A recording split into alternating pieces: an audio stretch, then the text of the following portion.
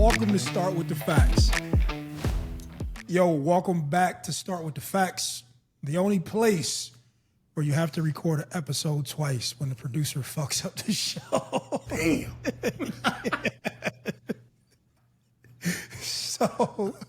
So we did this episode yesterday, but our producer, Will Fairbanks, messed up the sound. So we back today, and I don't want to make him feel bad.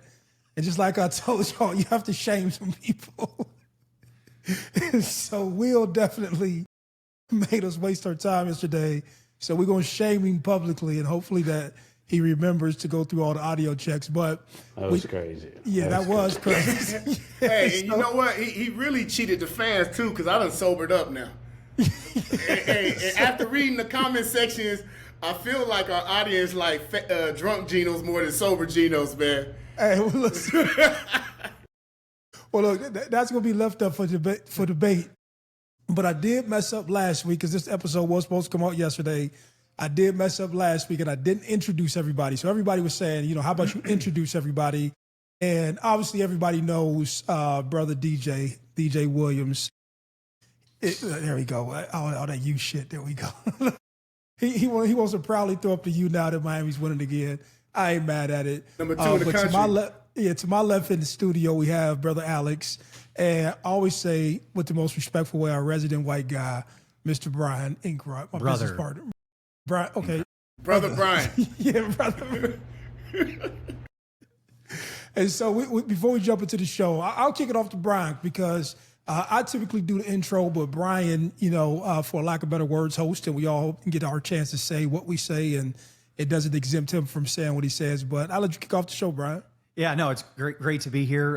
Run 2 of these, the same topics from yesterday, so we should be pretty fluid and pretty good by now. But DJ, great weekend down in Florida, in Miami, watching the Gators travel to the U. And I'm sorry that you sobered up. You were a lot of fun on Friday. You were a lot of fun yesterday too with the sunglasses and the Pedialyte. I don't see either today. But tell me about it. Tell us about the tailgating, the environment. What was it like?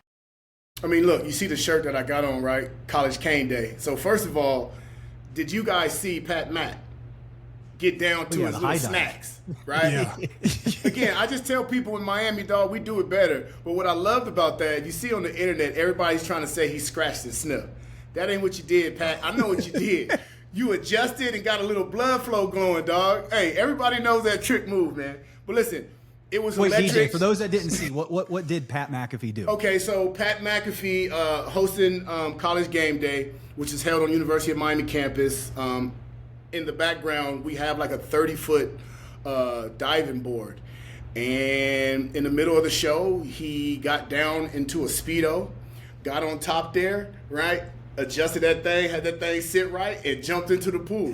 And that's why I say, like, the reason things are bigger and better in Miami is because when it comes to the rules, we have a much longer leash than probably any university that exists in college football. From all the degenerate behavior. Imagine the show if they get Mike Erb and Pat Mack together on the God damn. Hey, that's a good idea. That's a good idea. No, but it was electric. The Canes came out and did exactly what I thought they were going to do. I felt we could have ran up the score a little bit more, but again, due to the weather, for people that didn't watch the game, there was a monsoon, aka a hurricane, and that actually kind of helped me when it came to my tailgating because the shit that I was talking on Friday, by the time it got to Saturday, there's no way that I could have continued on the pace that I was going. I ended up in some corporate tent eating fondue, sobering up with bread and shit like that. So it was all good. But again, Canes are on fire. We did exactly what we said we were going to do to the Florida Gators. And you guys saw it in the group chat. I'm texting throughout the game, and I told you around the second quarter, I was like, this is over. I said, we're watching one of the top players. I still believe DJ Lagway is one of the top players in the country. It's just not working for him right now. But I said, we're watching him get neutered on national television. The man wasn't allowed to throw the ball more than 5 yards. It was dink, dunk, option route. But even then, when he did go back to drop back, he was under distress all day. That front line with Miami with with Bain and them boys was just disruptive. Yeah, it was a great game. Miami ends up on top 26-7. Now, undefeated 4-0 heading into, I believe, DJ, a bye week coming up. Yeah, we're heading into our bye week, which sets us up perfectly for and Mo, I'm sorry, I sent it in the chat. We got a game against the team up north next week. I don't know. Listen, I don't know who started saying this, but somebody already said, hey, we're going up north to play Florida State. It sets us up perfectly. I believe that game will be a top 5 matchup. Right now, I believe Florida State is number 8. We're number 2 in the country. And if you look, you have Penn State playing Oregon this week. One of those guys have to lose. You still have that big LSU matchup versus Ole Miss. I'm hoping and I'm praying that, the 2 teams that are ahead of Florida State in that lose. Well, one will definitely lose in the Oregon-Penn State game. Lose, and then we get a top 5 matchup, 7:30 p.m., and we get 2 weekends of college game day. Oh, they're definitely. Even if they stayed at 8, I don't think they're. Even if they stayed at 8, I don't think that there will be a bigger game in college football than those 2 teams. Yeah, no, big I game. agree. So Florida State still has to get through, I think, UVA this coming weekend. I think they play Virginia. Yeah. And then next weekend, big showdown in the state of Florida, which we're excited about. But Maurice, every week that goes by, we get 1 week closer to your Ohio State Buckeyes and DJ, your Miami Hurricanes, potentially facing off in a college football playoff, which all of us here on this show are rooting for. So what are your thoughts as the season goes on? Oh, well, yesterday I had a different response, but I'll say the same response with an additional comment. One, it's a very long season, and I seen that last year where so you're used to it in the professional ranks where you have, just a 16-week season, 18-week season, then you have the playoffs. But for these college kids, there's a lot that has to happen. There's a lot that you have to stay focused through. And I will say it's a long season, but for the fans, I think more so for the fans, because 20 years ago, there's a bunch of Miami fans who won't take revenge. Hey, I think I still got eligibility with my I still got a green shirt or orange shirt year. You got something. You got a scarlet shirt year? Cause listen, I want the suit up. Hey, well, I got a lot of years left. Listen. Hold on. I got a whole fucking college. Hey, let me find out you in the portal. Hey, listen to me. I got a lot of years left, man, in college that I didn't get to participate in. No, but for more than anything, selfishly, I would love to see it happen.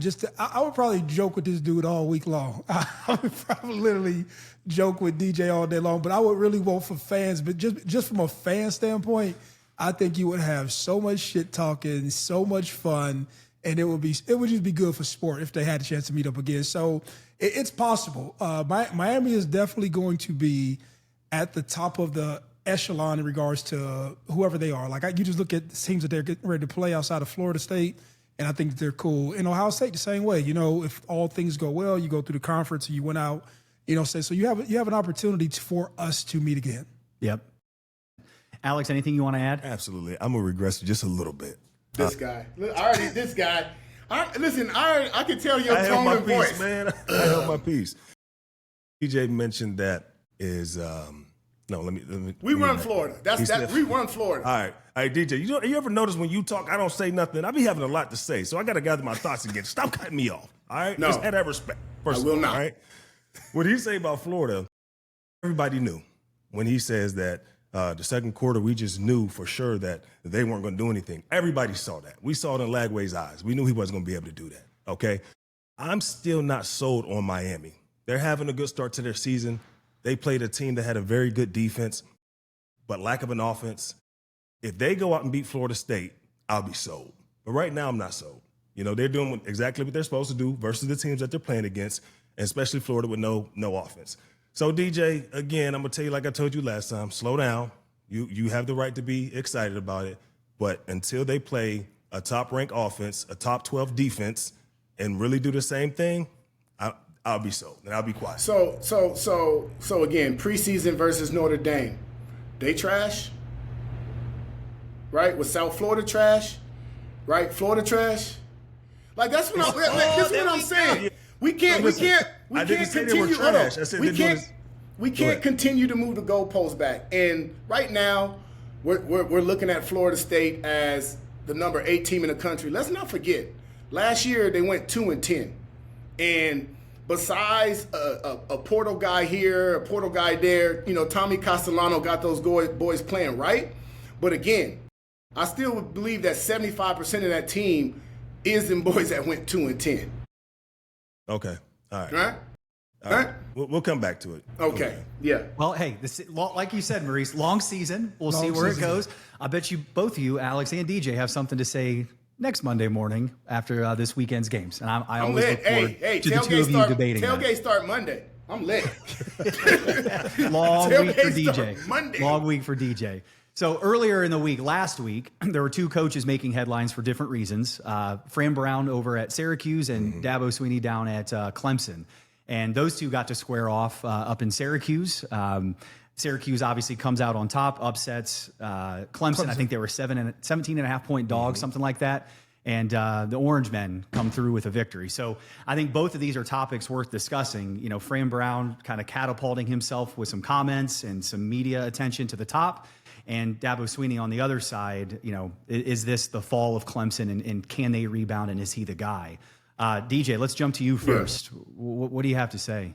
Listen, Dabo's going to have to eat crow, man, from those comments that he made in 22 and 23, about, how Clemson will not be using the portal like other schools, basically saying, guys that are in the portal are there for a bidding war. Well, look, that's college football now, right? Yes, if you want the top guys in college football, you're going to have to pay to play, right? Then he mentioned guys in the portal don't want to compete, right? And then he also mentioned, guys in the portal, most of those guys couldn't come and play for Clemson. Well, last week and the week prior to that just showed them, I believe Syracuse had at least 7 starters that are actually portal players when they came out and whooped that ass. And, my perspective on the portal and everything has changed over time as I've done more research. And, Alex mentions a lot of times that sometimes guys jump in the portal because they don't want to compete.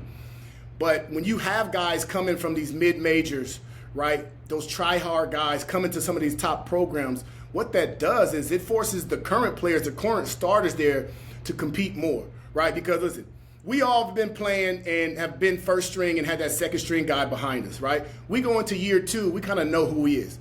We kind of understand and know what we got to do to beat that individual out. Just imagine now, every year, over and over, the universities are getting 10 to 15 new guys that are coming in, unknown and unhungry. So I think experience too. And so I think the fact that Dabo isn't using the portal, his team is losing the edge that a lot of these other universities are now starting to gain when it comes to the Georgia Techs and it comes to the Syracuses. Yeah, well, I would say the same thing. To add on to your point, Dabo has got caught into the just the old way of thinking, and he didn't want to adapt and didn't want to adjust, and that happens a lot just in life in general, where you have success a certain way, and you tend to believe that if you just keep on moving on that way, that things will basically continue to produce that way. But in addition to Dabo not doing that, there's another element that I didn't mention with Miami the first time, but I'll say it in regards to this. You have these general managers who are building out rosters and doing a good job of finding that talent that you can then go and pay and assemble good teams with. And so those are the things that I don't think that the normal viewer or the normal listener understands, that colleges themselves now has GMs, and you have to use that. And historically before, when you were in college, you didn't have that element, or you didn't have to have that variable of managing that in the offseason. Dabo Swinney, Nick Saban, and there's other legacy coaches. In our day, it was Joe Paterno. And I don't know if there's other guys who are just legendary coaches that their name and their brand and how they talked about education, meaning everything, all of those things weighed into, if you wanted to go play with somebody. Bobby Bowden, you know what I'm saying? Yeah. Just legendary guys. Mac Brown. As I'm talking, I'm like reminiscing names from my era. Those things don't exist no more. And so Dabo right now, to me, is acting like a sore loser because he doesn't want to adjust to the game. And sometimes the game evolves, and whether you like it or not, it's either you're going to participate with the new rules or you're going to go down and not ruin your legacy, but your legacy isn't going to be what you wanted it to be at the start of it, and it will start to get tarnished because you couldn't adjust with the times. You say new rule, you mean the transfer portal things? Yeah, like that's what I'm talking about, like the transfer portal and the fact that you have to pay players to bring them onto university. And when Dabo started, that wasn't a variable before. Right. It was basically, I can recruit you, say come here for education, say come here because you want to graduate with a degree. That's where I think college sports was in the past. Brian, let me ask you this, right? So Mo always mentions that pat on the back, right? What that mean? That's that escort out the door. We know Dabo's not there, but how close is Dabo getting one of these? Bring your from the people upstairs that's cutting the checks. Bring your ass here. I want to talk to you for a minute. I think people are watching the local media. I think to say that they're not, it would. I just think it's wrong. I think they're watching, Twitter. They're watching the local sportscasters, what their attitude is like. And I think if the fan base starts to get riled up down in Clemson, he won in 16 and 18 with generational talent at quarterback. I shouldn't say generational, with outstanding quarterback play.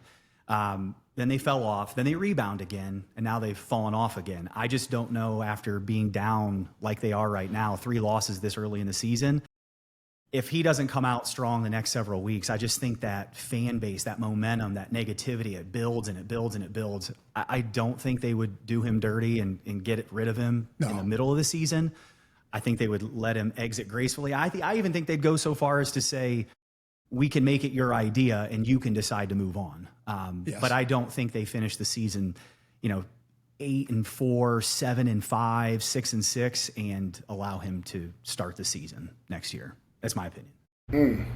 So about this new rule in the transfer portal, I don't think it's a misplaced thought, but I just don't think that it's the only reason why they're losing.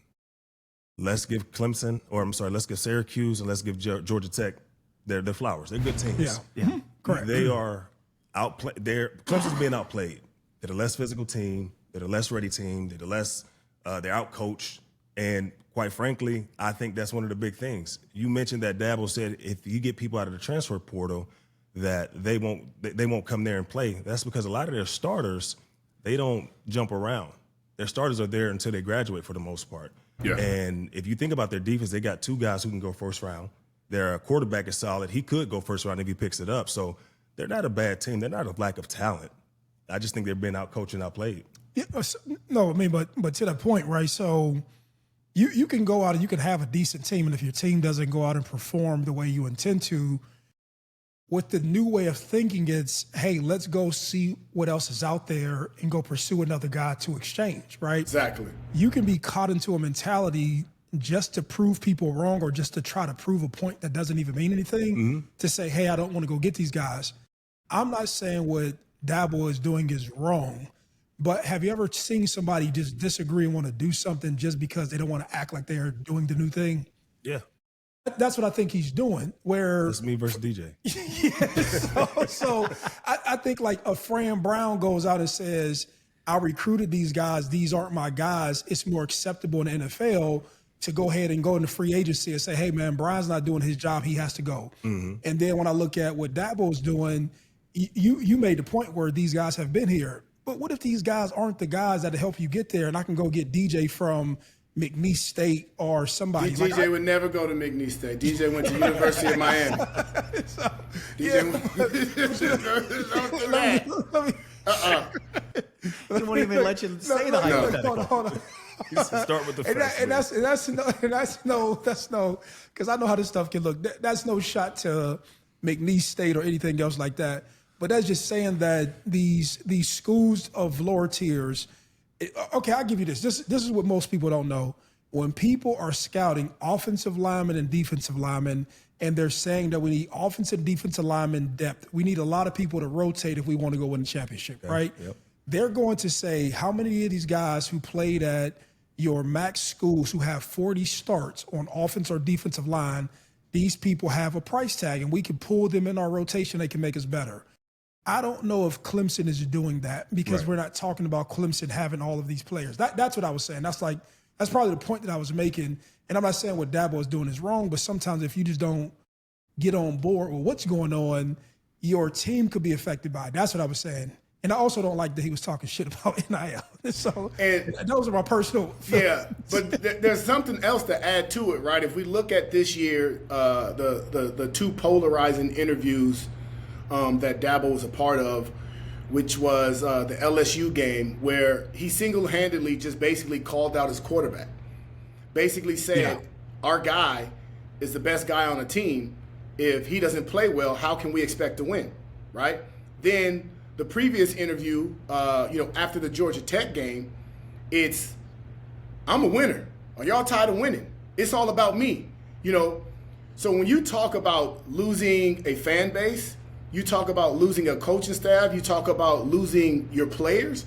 Right now, as the leader and the head man on the team, Dabo should be pointing the finger at himself, right? His next interview should come out and say, hey, I got to figure out what I got to do to get the guys on my roster to play like I know that they can play, right? Again, I think he doubles down on the whole portal situation, right? Hey, I'm still against the portal. I know and I believe that I got the right guys on the team and in this locker room where we can go out and we can run the table and still make it to the ACC championship and still possibly get into the college playoffs. Dabo needs to stop pointing the finger outwards and stop rubbing everybody the wrong way and start pointing to himself inside and really come out and show some great leadership. So as Clemson is clearly trending in the wrong direction, right? You have Oklahoma who's trending up. Oklahoma finished last season 2-6 in the SEC. I don't think people remember just how bad Oklahoma was, right? So now this year they start the season off 4-0, big win against Michigan, now a big win against Auburn. Alex, is Oklahoma for real? I think that Oklahoma has a chance to really be for real, but they got some things they got to fix. They got a great top 10 defense.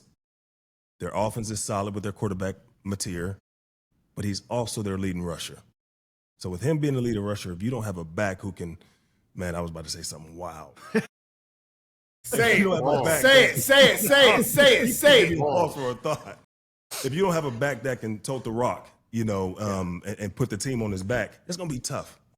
Mateer doesn't slide. He runs. He's a tough kid. And I think we said it yesterday.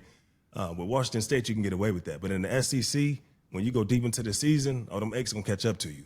So they have an opportunity to be back, but they got to fix that issue. That's what I think. Yeah. Yeah, and just so I said this yesterday before Will fucked the show up. So I know a lot of people don't know the names of some of these college kids, and hopefully through watching the show, we can interest you or bring interest to you. So when I don't know the kid's first name. Mateer is the quarterback. John Mateer. John Mateer is the quarterback for Oklahoma. And I know DJ sometimes he makes mentions of the young guys down in Miami. So I'm going to try my best to try to remember to say the position and the name, because I love college football. I want people to love it as much, but sometimes just understanding and knowing the detail and the players who you're talking about makes people go to these games, watch them, and say, oh, I learned something from you all.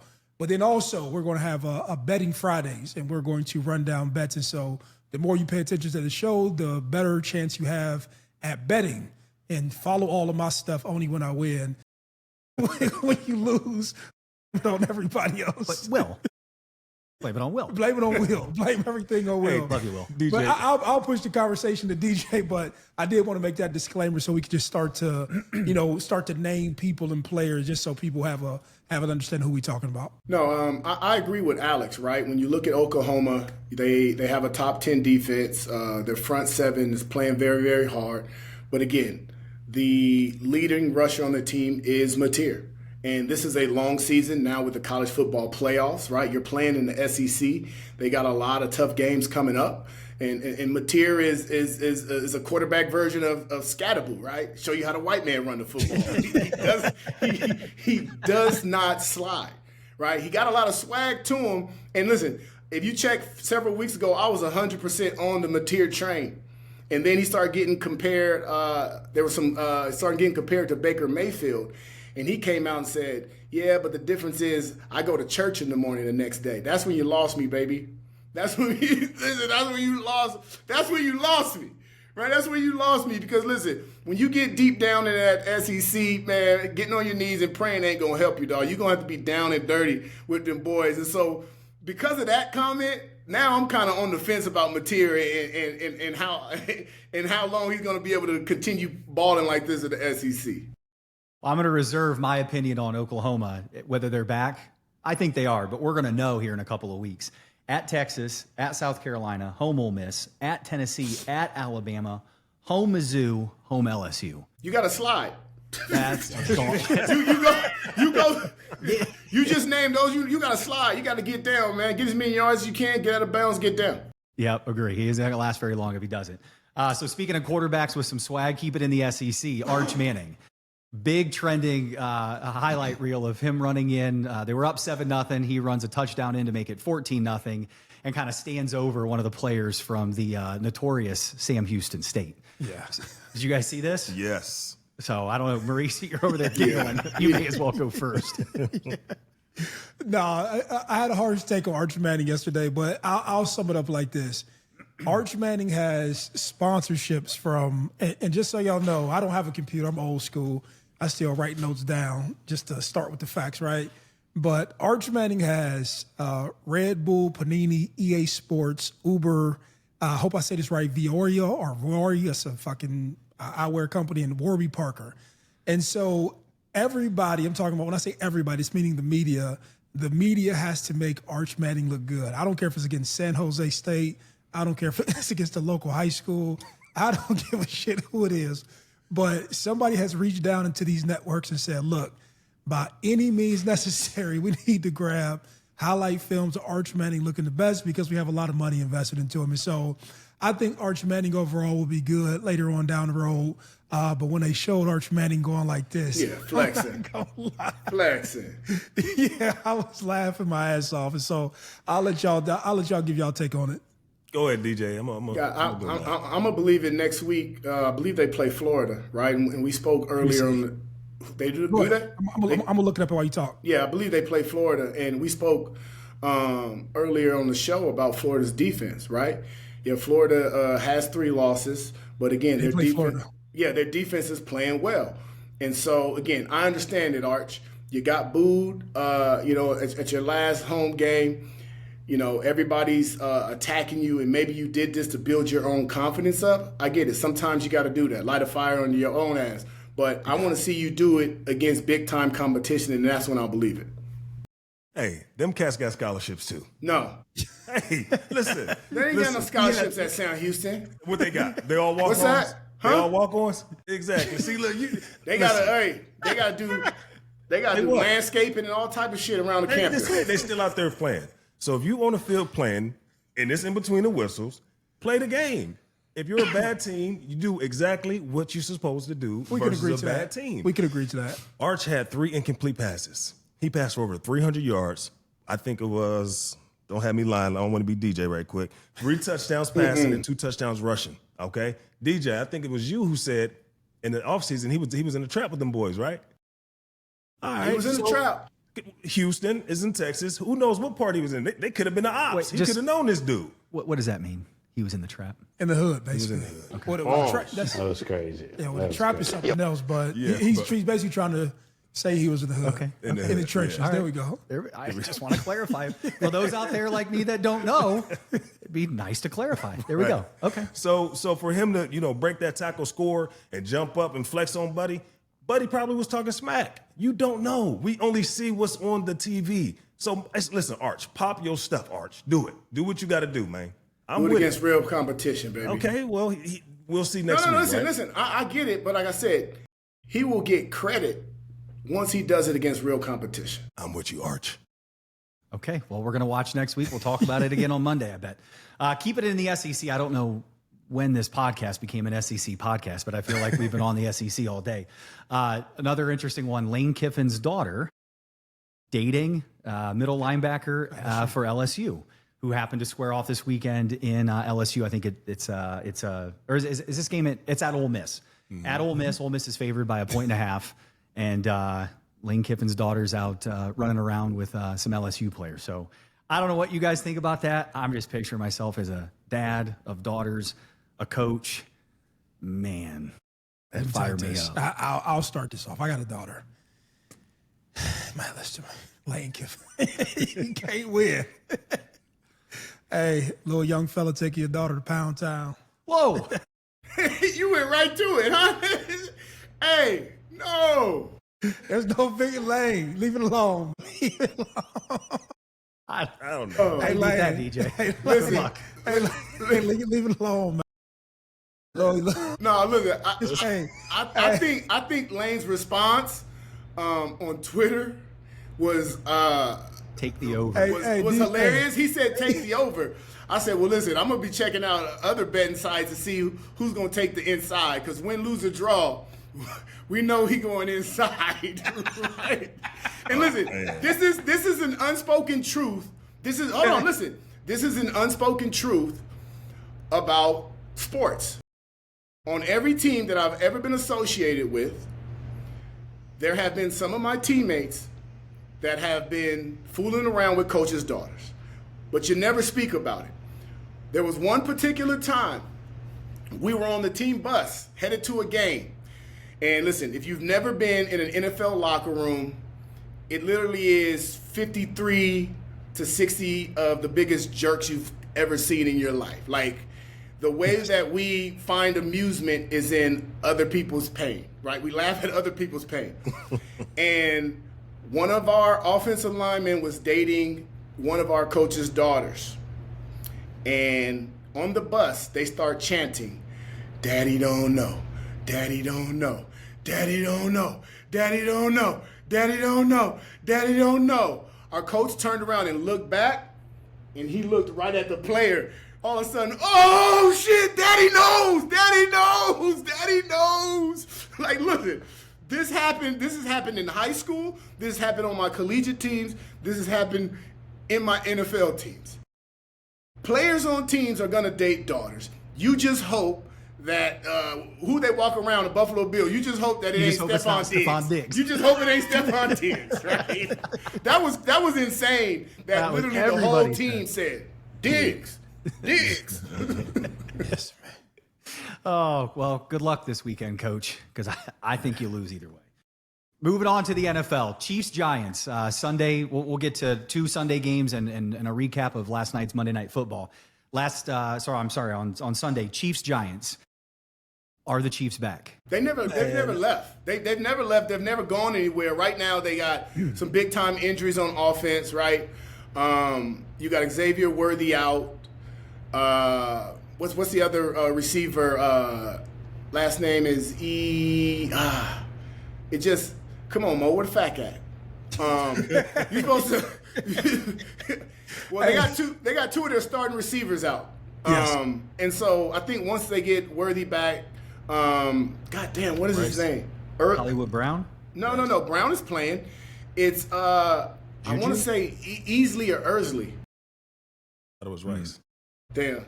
There it is, Rice. I said it 4 times, DJ. You got to start listening. Damn. All right. Well, listen. See, if this goddamn show was done on Monday, I could have used the fact that I was still hungover. No, but I still do believe that they haven't gone anywhere. Once they get all their fire and power back, I think you'll see them go ahead and start scoring points again. Travis Kelce isn't looking like Travis Kelce, and we've spoken numerous times about everything that's going on the outside of the field. But one thing that I do see is the leader, Patrick Mahomes, hasn't given up. He had an amazing play this Sunday that reminded me of a play in a Miami-Ohio State National Championship game where he turned the ball over and the defender was running the other way, and he stripped the ball and got the ball back. So when you see effort like that from your star player, that lets you know that the team isn't done and the team hasn't given up. I think the Chiefs are not the Chiefs and they aren't back. The Giants stink. Let's just be honest. I know we were talking about Russell Wilson last week. Man, he went out there and crapped the bed. He got people calling for dart. He wants to go out there and play. With his athletes being out, that's a factor.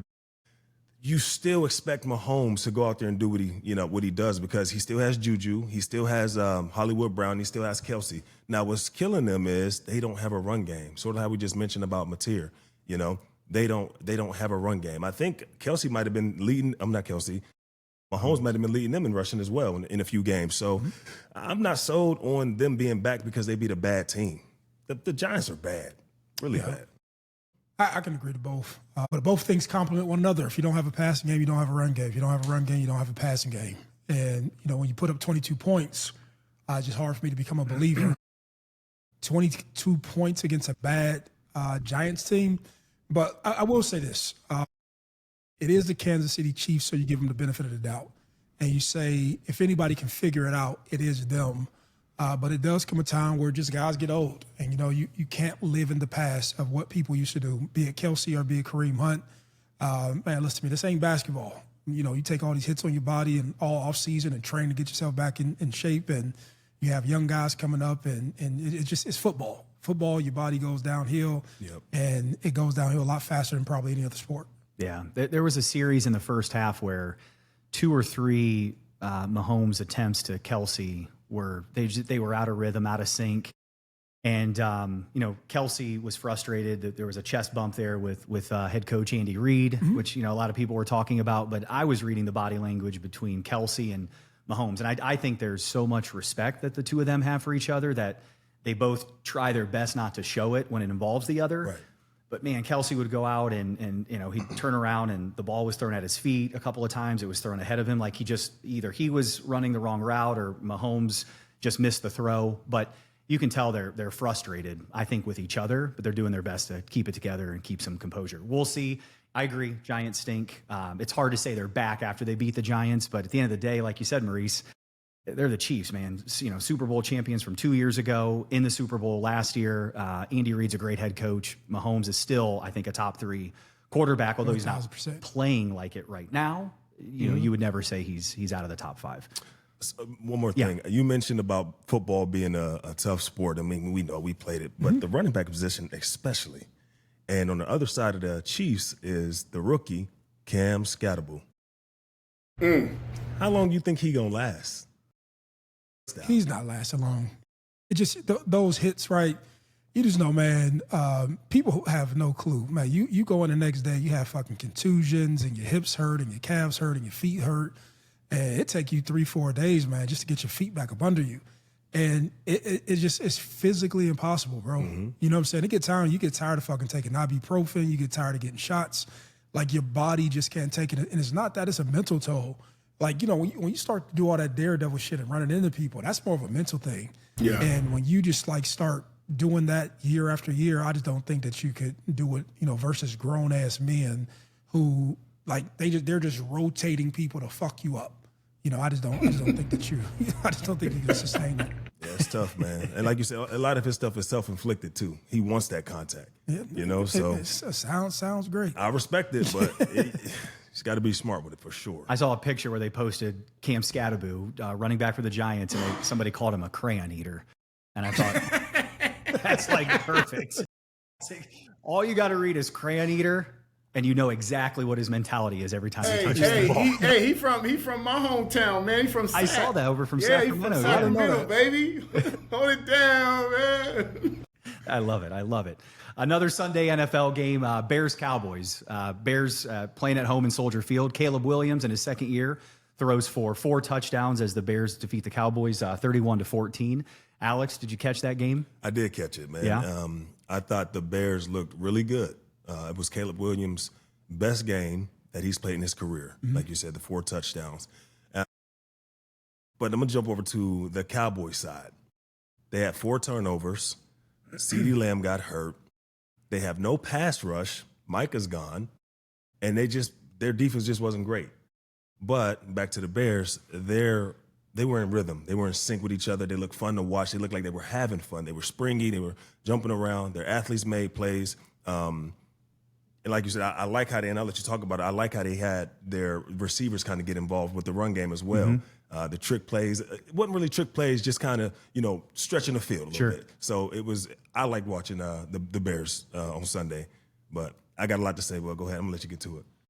No, I mean, I don't feel obligated to talk about every single topic, but just for me, from a nerd standpoint, football, people don't realize that football is all about matchups. It is literally the offense trying to figure out who's the defense's weakest link and how do I put my strongest person or my second or third strongest person on their weakest link based on formation, based on manipulating pre-snap looks and pro-snap looks and all that other stuff. And so I think the offensive coordinator, was it Brett Johnson or Brad Johnson? Ben Johnson. Ben Johnson. I fucked up two B's. So Ben Johnson, who came over from Detroit, he's come and he's learned how to figure out how to manipulate, right? So if I can get a receiver on a linebacker and I can get him in space and it's one-on-one, I'm going to win that battle. And I'm just trying to get 5, 6, or 7 yards, right? People don't realize that football is all about winning situations to put yourself in other situations to advance the football. So the nerd in me liked that about the Bears with manipulating formations and just sort of looking like that they know what they're doing. So, and I'll let DJ, DJ has some time in Chicago. I don't know what you've seen versus us. Obviously, and people don't know DJ has the most NFL experience out of all of us, played 11 years, super successful. So we'll lean on your opinion with some of the stuff. Yeah, and so first I'm gonna go with the Cowboys. I think Jerry Jones is regretting that trade that he did with Micah Parsons. He said that they didn't help in the run game when they had Micah. Well, there was one drive where I believe they ran the ball 10 straight times and just ran down their throat, right? So Jerry Jones is on crash out alert. And then something else. Earlier in the season, I had the Cowboys looking good. I thought the 1-2 punch between Pickens and CeeDee Lamb was going to be a game changer for them. CeeDee's injured. Pickens has already had a mini crash out. And it all depends on how many weeks CeeDee is out before he has a major crash out. So there's going to be some big problems in Big D. That's a pause. Jeez. Oh, yeah. I never heard that. Hey, and I don't even, as I said it, I didn't like the way he said it. But again, just speaking about Chicago, right, playing there, they have a reputation of being known as the monsters of the Midway. But with Ben Johnson coming in, he's been able to, not only just run the ball, just I formation and line guys up 3 yards, a cloud of smoke. He's been able to, like Mo said, he's been able to get these mismatches. And Chicago is one of those blue-collar towns where they want to see their team run the ball and be forceful, right? And then also you do have a young quarterback with Caleb, right? Early on in his career, he hasn't lived all the way up to his potential, but sometimes it takes an offensive savant like that to get a guy like that, protect him a little bit with the run game. But now it does look like Caleb Williams is having fun, and again, they're heading in the right way. I wanna ask you this, DJ, because you mentioned it about CeeDee Lamb and Pickens. And do you remember who I said was a better duo than him? You said the guys from Detroit. Yes, the guys from Detroit. So I'm going to ask the viewers, are you taking CeeDee Lamb and George Pickens, or are you taking St. Brown? St. Brown. And Jameson Williams. Jameson Williams, right? Say it Jameson Williams. I know two guys with anyways, yes. The two from Detroit or the two from Cowboys. I want to know who y'all taking. And that'd be interesting. And that is, listen. All things considered, okay? Oh, are we saying all healthy? Things. Are we saying healthy or unhealthy? All things considered. Yes, okay. Healthy. Still healthy, all right. but all things considered. So what do you want to? So I just want to know what they think. So when you say all things considered, what variables are you saying? Yeah, what's considered? How are you going to try to skew this? I think I know what he's saying because I know him. Yeah. But I want him to bring his thoughts to the forefront. Let me bring my thoughts to the forefront. Go ahead. When I say all things considered, I'm talking about the mental game as well as the physical game, okay? We just talked about Pickens having that mini crash out. That has to be considered when things aren't going your way, because you don't see that in Detroit when, let's say Williamson or Williams? I thought it was Jameson Williams. Williams. There we go. Jameson Williams. All Williams when he don't is get great. The ball, he's not crashing out. If it's vice versa, guess what? Amara, he's out there blocking. They put him in motion. You're basically saying they're better teammates. Yeah. Yes. They don't have a higher ceiling. That's why I know who y'all taking. Yes, better try hard guys. There we go. Try hard guys. No, try hard guys with good average skill. Okay. Jameson DJ, Williams. you really label those two as try hard guys? When we talk about just pure athletic ability and skill set, CeeDee Lamb and George Pickens all day, every day. But then, now, hold on. But see, I just learned something. But we're talking about all things considered. All things considered. All things considered. Because listen, Pickens ain't blocking shit. CeeDee Lambs ain't blocking shit. But if you want to give me a 9-round throw the ball, coach, I got that. Right? I agree. Yeah. I got that. So yeah, I mean, look, you Listen, in perfect fashion, you figured out a way to manipulate the argument with just a small phrase, all things considered. I want you guys to vote. And then now remember, and Mo, you an asshole for instigating, because viewers wouldn't have understood what the all things considered meant. Hey, and I was going to win the argument. I already know the group chat was going to go with my side, but now that we say all things considered. Listen, I'm just for our viewers. I'm just trying to give them. It's okay. So I understand the dynamic between both of y'all. I'm just trying to give viewers, perspective on both sides, and I want him to flesh out his arguments. See, a lot of what we get bad. What do you say? We get flack. They give us flack on it is what it is because we don't flush out points, right? And so I'm just trying to get people to flush out and present their arguments. So the entire show and the entire brand is start with the facts. And so if he's operating in the gray area like we say he does, right? So y'all say that? Yes. That's crazy. Alex just never see your face. Alex operates in the gray area. I'm just trying to get my man to take a stance and say, hey, man, like articulate your points and get your facts so the opposing side can, create their defense. And so that's all I'm saying. It makes sense why when I got drunk, I wanted to spar him. It all makes sense. It all makes sense. My subconscious, after every show is like, oh, I wish I could just punch him. Oh, I wish I could. 1, 2, 1, 2. Look, I would normally end the show, but I got a super crazy text saying you have to get on an emergency Zoom. And so everybody know what the fucking emergency Zoom is. So I'm going to let these guys finish the show because they did have a couple more topics or whatever they want to say. But I have to get on an emergency Zoom, and emergency was in all capital letters. So I'm going to get in this on this emergency Zoom, but hopefully y'all enjoyed yourselves, and I'm going to let these brothers continue while I get on this emergency Zoom. But we're back every day. Thanks, Maurice. Mo ain't here to save you now, Alex. Mo ain't here to save you now. I don't need no saving. Mano y mano. Hey, I'm built for this. Last topic, Monday Night Football. I know both you guys watched the game last night, watched the Lions go into Baltimore, which great game by the Lions. Go into Baltimore, win 38-30, I believe. And despite Lamar Jackson having a hell of a day, throwing for nearly 300 yards and 3 touchdowns, Detroit, man, I remember Detroit, like when I was a kid growing up, it was the Lions and the Browns, and they were the laughing stock of the NFL. Right. And, you see the Lions now over the last several years make this turnaround with Dan Campbell while the Browns are still the Browns. DJ, Detroit, are they for real? Are they a Super Bowl contender after watching that game last night? What do you think? Yeah, I think Detroit is very for real. And it was just about how they controlled the game, right? Baltimore Ravens are the bullies of the NFL. Hands down. And they've been that for years, right? You do have other teams like the Steelers where you know that it's going to be, a very physical, hard-hitting game. But when you think about the Steelers, you think about the, bring your lunch pail and hard hat, right? Midwestern town, that energy. When you think about Baltimore Ravens, it just makes me go back to the wire.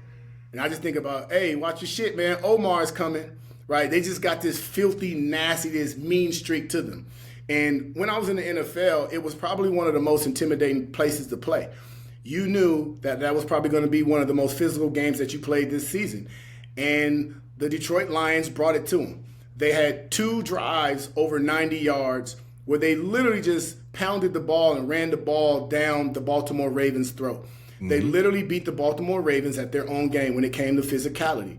But then also what the Lions have is this unique way to be physical and then at the same time implement some razzle-dazzle, right? We saw a flea flicker, right? We saw something within the red zone around like the 5-yard line where they handed the ball off to the running back, and then the other running back swung around and they ran an option.